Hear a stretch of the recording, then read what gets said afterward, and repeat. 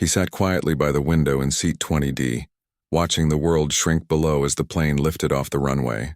The hum of the engines was steady, almost calming, but inside his chest everything felt heavy. He had just left a city filled with hope and dreams, but none of them had worked out. The interview he'd traveled for hadn't gone the way he expected. The polite smiles, the firm handshakes, and the words, "We'll get back to you," still echoed in his head. He knew what that usually meant. Ravi had spent years studying aircraft maintenance. He could name the parts of an engine faster than most people could recall the alphabet, but no one seemed to care about that anymore. Every interview ended with the same thing: not enough experience, too many applicants, or simply no space for a new guy. Now, flying back home, he felt like just another dreamer who had reached for the sky but got stuck on the runway. The seat beside him was empty at first. He leaned back, closed his eyes, and tried not to think about what awaited him.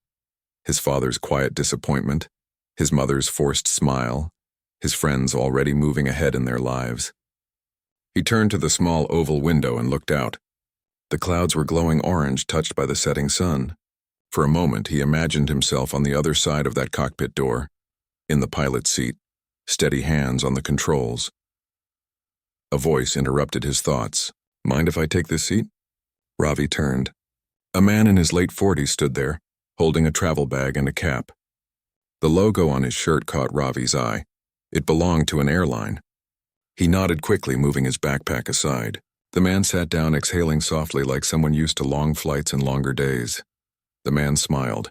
"You look like you've had a long day." Ravi gave a small laugh. "You could say that. Work or family?" the man asked. "Interview," Ravi replied. "Didn't go too well."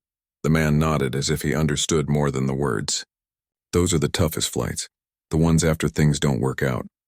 They sat in silence for a moment, listening to the soft beeps of the seatbelt sign and the faint voice of the captain greeting the passengers. Ravi noticed the man's calmness, the kind of quiet that comes from years of doing something you truly love. The man wasn't wearing a pilot's uniform, but the small badge on his bag gave him away. It read Falcon. "Are you a pilot?" Ravi asked. "Used to be. Still am sometimes," the man replied with a small smile. "Now I mostly train the new ones." Ravi's eyes widened a little. He'd met pilots before, busy, polished, always in a rush. But this man spoke in a way that made flying sound simple, almost human.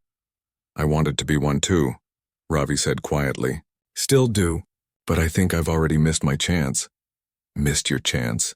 the man repeated. "You sound too young to say that." "I've been trying for years," Ravi said.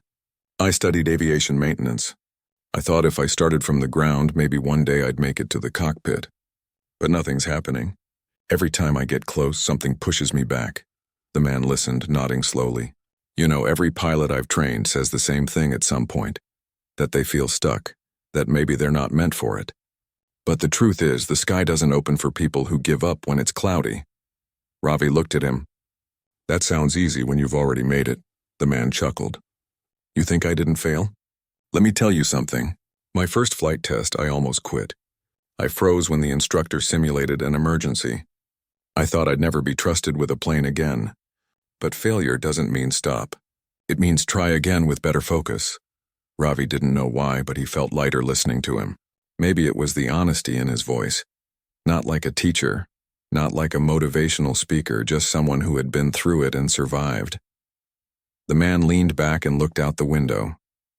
"You see that?" he said, pointing at the clouds glowing in the dusk. "When you're in the cockpit, those clouds look peaceful. But inside them, there's turbulence, wind, pressure, all kinds of chaos. Still, we fly through it. That's life too. You don't avoid the storm. You go through it because the view is clearer on the other side." Ravi smiled faintly. "So you're saying I should just keep trying?" "I'm saying don't stop just because it hurts," the man replied. "You'll know you're meant for the sky when every failure makes you want to climb higher." The words settled deep in Ravi's heart. The engines hummed softly as the plane cruised higher. The city lights below faded into darkness, replaced by a sea of stars above. For the first time in weeks, he didn't feel like running from his problems. They talked through most of the flight, about engines, about training, about how fear is the first test every pilot faces. The man shared stories from his early days. Sleepless nights before exams, emergency drills gone wrong, and the endless wait for that one chance to prove himself. But what Ravi remembered most wasn't the stories. It was the calm way the man spoke, like he'd learned to make peace with time and failure. When the announcement for descent came, Ravi felt a strange sadness.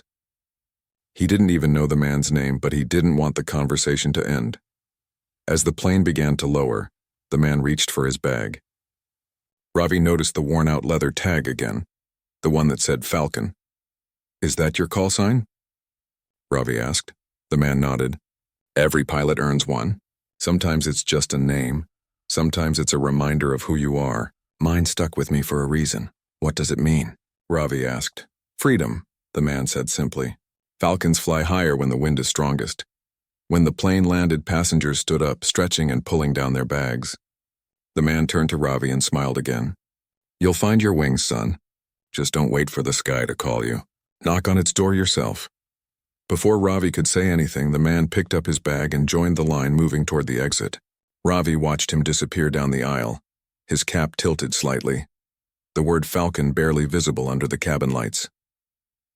Later, as Ravi stepped off the plane, he looked back once at the cockpit door. It was closed now, but something inside him had opened. The weight in his chest felt lighter. He didn't have a job, he didn't have a plan, but he had something else, a spark he hadn't felt in years. That night, when he reached home, he unpacked his bag and found a small boarding stub with the flight number printed on it. He wrote on the back of it, "Fly again, Falcon," and pinned it to his study wall. Days turned into weeks, and the world went back to its usual rhythm.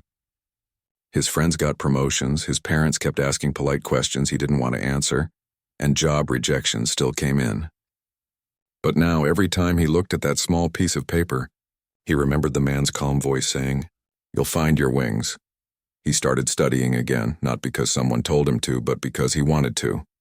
He read manuals, fixed small airplane models, and volunteered at the local air club to help maintain training planes. Every time he walked near a runway, he'd glance at the sky and imagine that same flight, that same man somewhere above guiding another lost dreamer.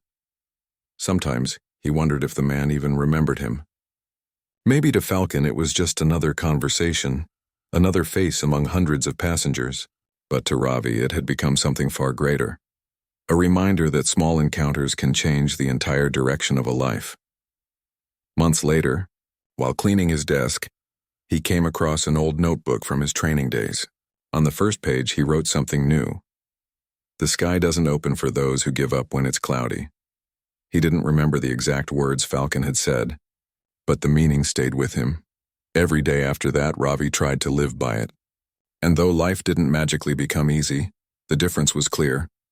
He no longer waited for luck. He worked for it. And somewhere in the quiet hours of night, when he'd hear the distant sound of a plane crossing above his neighborhood, he'd look up, smile, and whisper, "One day, I'll be up there too." He didn't know when or how, but he knew that when that day came, he'd remember the stranger who once sat beside him in seat 20D, the man with the calm eyes, the steady voice, and the call sign that changed everything.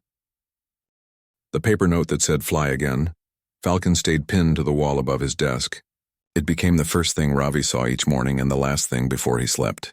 It was just a few words scribbled on a boarding stub, but it carried something powerful, a memory, a voice, a spark that refused to fade. Each day, he went back to his small rented room after working at the hangar. He didn't earn much, just enough to cover rent and food. The work wasn't easy either. Long hours, grease-stained hands, and the same noise of engines echoing through the metal walls. Yet even on the hardest days, he found comfort in that noise. It reminded him that he was still close to what he loved. Airplanes. The world outside didn't see that passion. To his neighbors, he was just a young man who fixed things at the airport. His parents often asked when he would settle down and find a stable office job. He didn't have the heart to explain that sitting behind a desk felt like being trapped on the ground when the sky was calling his name. At night, when the hangar grew quiet and the last plane rolled into its bay, Ravi often stayed back. He'd sit near the big glass window, watching the blinking lights on the runway. Sometimes a plane would take off, its roar filling the night. He'd close his eyes and imagine being in the cockpit, feeling the vibration through his hands, the soft pressure as the wheels left the ground. One night, as he was cleaning his tools, his supervisor walked in. "You're still here?" the man asked, surprised. "Just finishing up," Ravi said quickly. The supervisor looked at him for a moment. You ever thought of taking the flight license exam again? Ravi hesitated. I did once. Failed the first time. The supervisor nodded. Then you already know what it takes. Try again. The only difference between those who fly and those who watch is persistence. That night, Ravi couldn't sleep. He kept hearing those words, try again. It wasn't the first time someone had said it, but for some reason, it felt different now. Maybe because he'd stopped seeing failure as an end. Maybe because he still remembered that pilot's voice from seat 20D telling him, you'll find your wings. The next morning, he made up his mind. He would save every extra rupee he could and register again for the flight training course. It would take time and maybe months, but he didn't care. He had waited long enough. He sold his old phone, stopped eating out, and even walked part of the way to work to save bus fare. Every coin went into a small metal box labeled Flight Fund. It wasn't much, but each drop of sweat and sacrifice added up. Weeks turned into months, and one evening when he finally counted the money, his hands trembled. It was enough for the first installment. He didn't tell anyone, not even his parents. He wanted this to be his quiet journey, his promise to himself. The day he walked into the aviation academy again, the smell of jet fuel and the sight of gleaming aircraft brought back memories. Some faces were new, some familiar. A few trainees looked nervous, others excited. Ravi felt both. During the first week, they practiced basics, radio communication, safety checks, emergency procedures. He found himself remembering small things the pilot had mentioned during that flight. He could almost hear Falcon's calm tone in his head. Keep your eyes open, trust your training, but never stop feeling. That thought guided him through every test. He wasn't the fastest, but he was steady. Every time doubt crept in, he looked at the small paper he'd folded into his wallet. The same note from his wall. Fly again, Falcon. Months passed. His skills improved, his confidence grew, but life wasn't done testing him. One morning, just before an important practical exam, his mother called. His father had fallen sick, and the family needed money for treatment. Ravi didn't think twice. He took the money he'd saved for the next training payment and sent it home. He told his mother not to worry, but when the call ended, he sat quietly for a long time. He knew what this meant. He would have to pause training again. He spent the next few days pretending everything was fine, but the truth burned inside. Watching others continue their lessons while he cleaned planes in the hangar was like standing outside a dream he could almost touch but never enter. One evening, his instructor found him sitting alone. Why aren't you in class today? The instructor asked. Financial issue, Ravi said quietly. The instructor nodded slowly. You're one of the most dedicated students here. I can see that. Don't let money decide your limits. The man walked away, but his words stayed. That night, as Ravi sat under the dim light of his room, he took out his old notebook and wrote a promise on the first page. No matter how long it takes, I'll keep flying toward the sky. He started working double shifts at the hangar, fixing parts, cleaning fuel lines, and helping with minor repairs. Every overtime hour meant another small step closer to getting back into training. He didn't complain even when exhaustion made his hands tremble. Sometimes, the other workers would joke, "You love planes too much." Ravi would smile and reply, "Maybe they'll love me back one day." And slowly, they did. His dedication didn't go unnoticed. The head mechanic, who rarely praised anyone, once told him, "You work like you're building your own wings." That small sentence fueled him for months. By the time he had enough money again, he was a different person, tougher, calmer, and more focused. He knew the value of patience now. When he returned to the academy, his instructors could see the change. His reactions were sharper, his decisions more confident. During one flight lesson, the instructor asked each student to share their motivation. Some said they wanted money, others wanted to travel. When it was Ravi's turn, he thought of that man from seat 20D, the one with the call sign Falcon. He said softly, "I want to fly because someone once told me that the sky doesn't open for those who give up when it's cloudy. I want to see what's beyond the clouds." The room fell quiet for a moment. The instructor smiled and said, "Then you're already halfway there." That evening, as he walked out of the academy, the sunset painted the sky in shades of gold and red. He stood for a moment, watching a plane rise into the distance. For the first time, he didn't feel like an outsider looking in. He felt like he belonged. He knew the journey was still long, there would be more exams, more challenges, more waiting. But the fear of failure that once held him back was gone. In its place was something stronger. Faith. He returned home that night and looked at the small piece of paper still pinned on the wall. The edges had started to fade, the ink was slightly smudged, but the words were still there. He smiled and whispered, "I'm still flying, Falcon." Over time, those words became his routine, his quiet prayer before every test and every takeoff. Whenever he faced a rough moment, he would whisper them like a mantra. It wasn't just about flying anymore. It was about becoming someone he could be proud of. Then, one afternoon, something unexpected happened. He was helping a senior pilot inspect a plane before takeoff. The man asked him about his goals, and Ravi shared a little of his story. When he mentioned the pilot he'd met years ago, the one called Falcon, the senior man raised his eyebrows. "You met Captain Falcon?" he asked. Ravi blinked. "You know him?" The man smiled. "Everyone knows him. One of the most respected captains we've ever had. Retired from commercial flying a while back. He's training pilots now, still mentoring at the academy sometimes." Ravi's heart skipped a beat. "The same academy?" The senior nodded. "Yes. You might run into him one day if you keep at it." That night, Ravi couldn't stop thinking about it.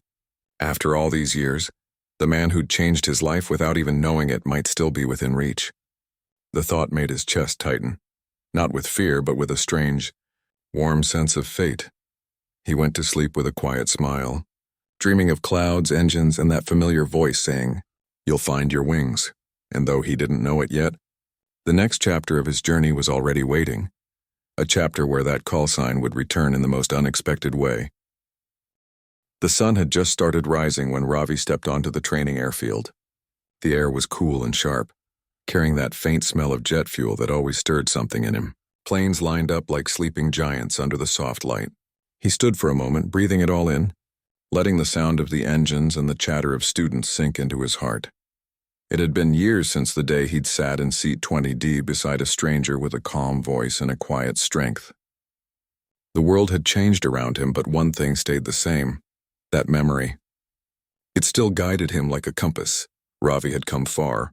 He had passed his written exams, his flight simulator tests, and now he was doing his final stage of practical training. He wasn't a full pilot yet, but every day brought him closer. Still, the road was rough.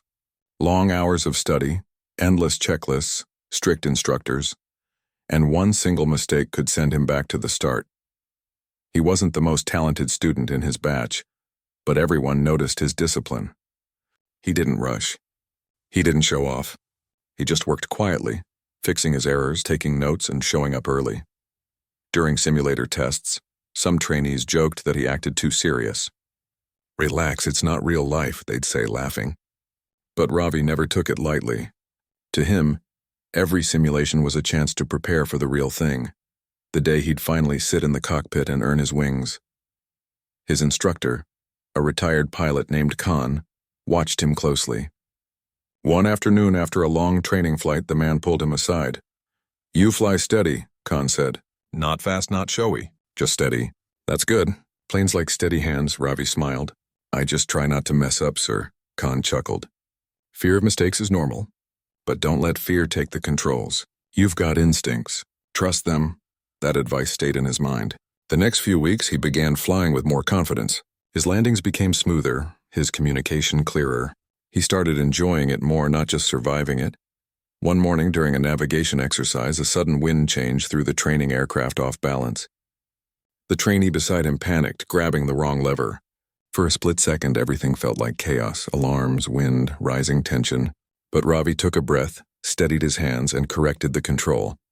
When they landed, his instructor clapped him on the shoulder. "Good work, Falcon 2. Ravi blinked. "What did you call me?" "Falcon 2, Khan repeated with a small grin. "It's a test call sign for this training batch. But I think it suits you." The word echoed in his mind. Falcon. It felt like time had looped back to that day in seat 20D. The same name, the same meaning. Freedom, courage, the will to fly through storms. That night he couldn't stop thinking about it. Sitting alone in his small apartment, he pulled out the old note from his wallet. "Fly again, Falcon." He smiled. Maybe this was a sign. Maybe the sky was speaking in its own quiet way. From that day, he carried himself differently. He didn't just see himself as a student anymore. He started feeling like a pilot in the making. He practiced longer, studied harder, and volunteered to help juniors. His instructors began trusting him with more responsibility, sometimes letting him lead small exercises. During a break one afternoon, he overheard two trainees talking. "Did you hear? Captain Falcon's visiting next week. He's mentoring the senior batch." The words hit him like a jolt. It couldn't be. The same Captain Falcon? The one from his flight years ago? The one who had unknowingly set him on this path? He spent the next week half nervous, half excited. He didn't know what he would say if they met again. Would the man even remember him? Maybe he'd just smile politely and move on. Still, Ravi wanted to see him. Not to thank him, but just to let him know that his words had truly reached someone. The day finally came. The academy was buzzing with excitement. Everyone wanted to meet the legendary instructor. When Captain Falcon walked into the hall, the room went silent for a second. He looked older now, with a few more lines on his face, but his presence hadn't changed. Calm eyes, confident steps, that same gentle smile. Ravi stood in the back, frozen. For a moment, he wasn't sure if he should go up to him. Then, as if by instinct, Falcon's eyes scanned the room and paused briefly on him. It was a fleeting moment, but Ravi felt something stir inside. Recognition, or maybe coincidence. During the session, Falcon spoke about more than flying. He spoke about patience, humility, and responsibility. A pilot's job, he said, isn't to fight the wind. It's to understand it. Every word reminded Ravi of that flight from years ago. The tone, the calm, the wisdom, it was all the same. After the talk ended, students gathered around Falcon for pictures and questions. Ravi waited until the crowd thinned. Then he quietly stepped forward. "Sir," he said softly, "we've met before." Falcon looked at him curiously. "We have?" Ravi nodded. "On a flight years ago. I was in seat 20D. You were sitting next to me." For a moment, Falcon stared, and then his eyes softened. 20D, he repeated slowly. "I remember that flight. Karachi to Dubai." Ravi's throat tightened. "You told me to keep flying through the clouds." Those words, they changed everything for me. Falcon smiled faintly, his eyes warm. "So you did fly through them." "I'm still learning," Ravi said. "But I'm getting there." Falcon placed a hand on his shoulder. "That's what matters. The sky doesn't belong to those who reach it fastest. It belongs to those who never stop climbing." That moment felt like a circle completing itself. The boy from 20D had found his way back, not as a passenger, but as someone who was learning to command the same skies. After that meeting, everything felt different. Ravi didn't just see his journey as hard work anymore. It had purpose. Every challenge became a test of how much he could endure without giving up. Soon, the academy announced the final assessment, a combination of navigation, emergency management, and solo flight. It was the last big step before earning certification. Nerves ran high. Many trainees whispered about how only a few would pass on their first try. Ravi was assigned an old training aircraft for his solo. The morning of the test, he stood beside it, helmet in hand, heart pounding. Falcon, who was observing that day, walked by and stopped near him. "You ready, 20D?" he said with a hint of humor. Ravi laughed nervously. "As ready as I'll ever be." Falcon nodded. "Remember, no pilot's first solo is perfect. It's not about flying without mistakes. It's about flying with courage." The engine started with a low rumble. As Ravi rolled down the runway, the ground began to blur beneath him. Then, with a gentle pull, the plane lifted. Smooth, quiet, beautiful. Up there, surrounded by endless blue, he felt something shift. Every failure, every long night, every sacrifice, and it all came together in that moment. He wasn't chasing approval anymore. He was living his dream. He remembered Falcon's words. "The sky doesn't open for those who give up when it's cloudy." Now, he was above those clouds, finally seeing the light for himself. When he landed, his instructor and Falcon were waiting near the hangar. Ravi climbed out, his legs shaky, his face glowing with a mix of exhaustion and pride. Falcon smiled. "Well done, Falcon 2. The nickname made Ravi laugh. "You're really calling me that now?" "Why not?" Falcon said. "It suits you. Every pilot needs a call sign, and this one seems earned." For a moment, neither spoke. The noise of engines and chatter faded into the background. Then Falcon said quietly, You've come a long way from Seat 20D, but remember, this isn't the destination. It's just the start of a longer flight. That night, Ravi went home and pinned a new note next to the old one. The first said, "Fly again, Falcon." The second said, "Falcon 2 is airborne." He sat by the window looking out at the stars. Somewhere a plane crossed the sky, its lights blinking faintly. He smiled, knowing he was finally part of that world. Not just watching from below, but belonging to the air itself. He didn't know what the future held, what storms or calm skies awaited him. But one thing was clear: he would never stop flying through the clouds. And deep down, he knew the next chapter of his journey would bring a test that would define him forever. Not in the simulator, not in training, but in real life. Because in the world of flying, courage is not proven by takeoffs. It's proven by how you handle the turbulence. The morning sun shone across the training base, painting the aircraft wings in gold. Ravi stood by the runway, watching the planes line up one by one. It had been almost a year since his first solo flight, and now he was part of an airline's trainee program. Everything he had dreamed of for years was finally within reach. Yet as he walked toward the plane that day, he couldn't help but feel nervous.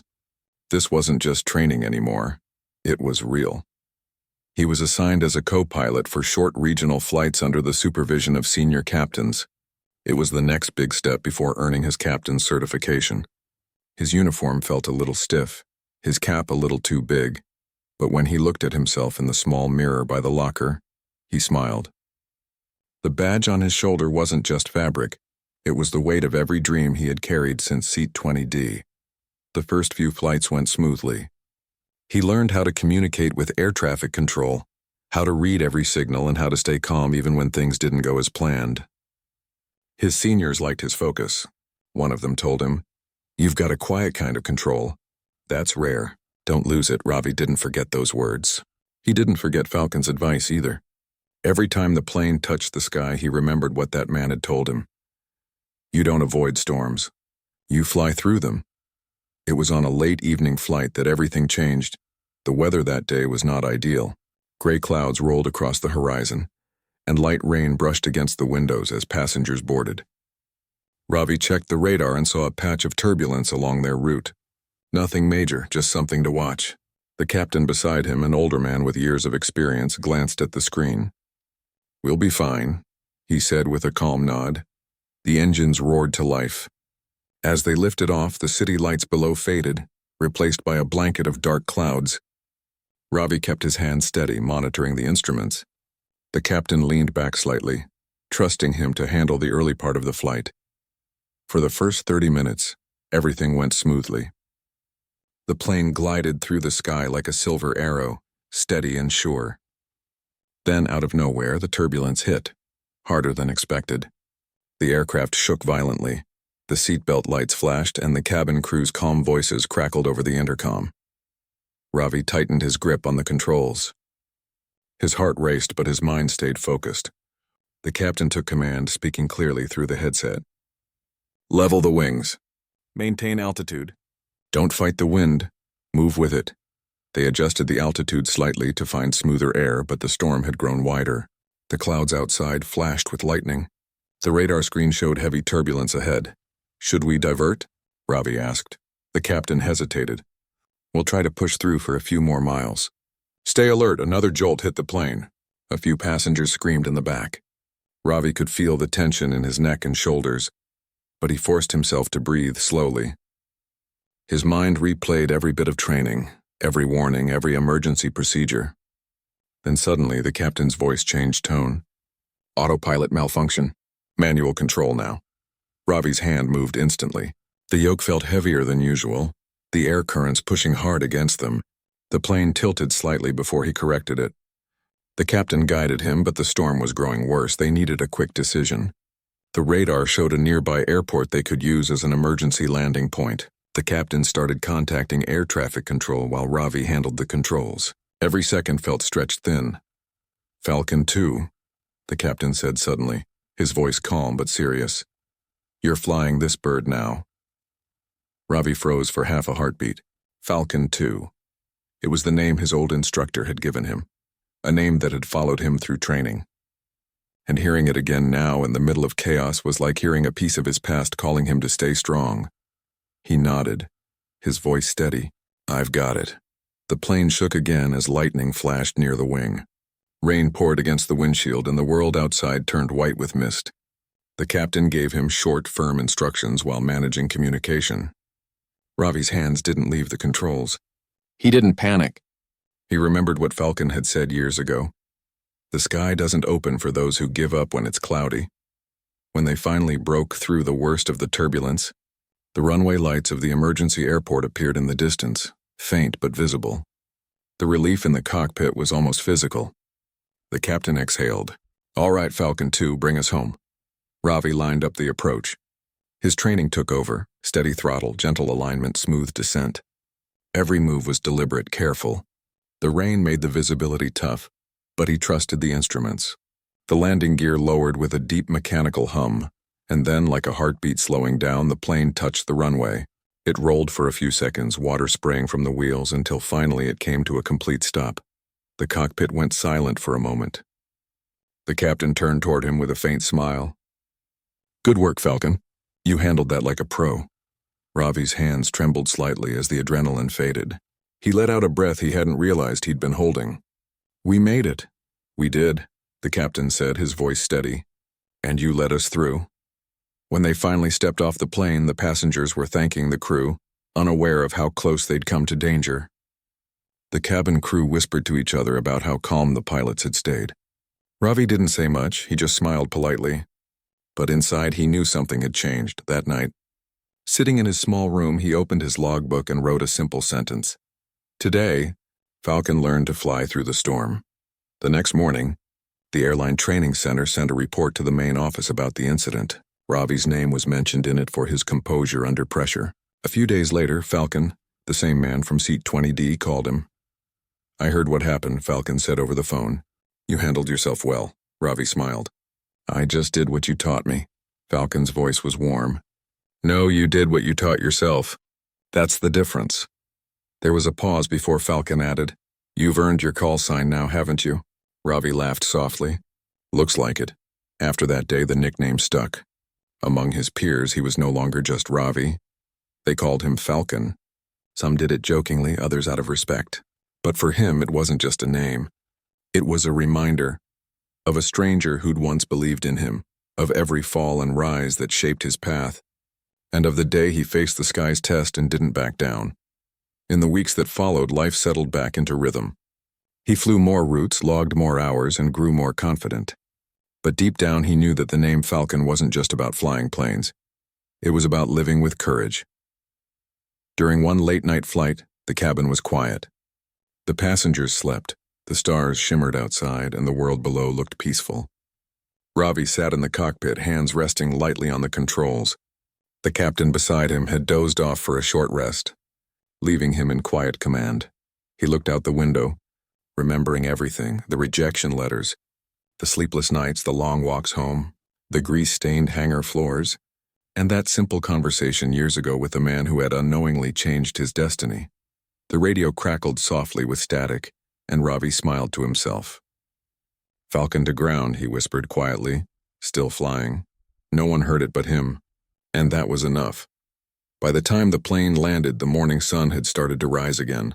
He watched the light touch the wings, just as it had years ago when his journey began. The sky looked the same, endless, beautiful, full of promise. But he was different now. He wasn't the boy from seat 20D anymore. He was Falcon, the pilot who had learned not just how to fly, but how to rise, fall, and rise again. And though he didn't know it yet, the final chapter of his story was just around the corner. The day when the sky would bring him face to face with his past, in a way that would close the circle forever.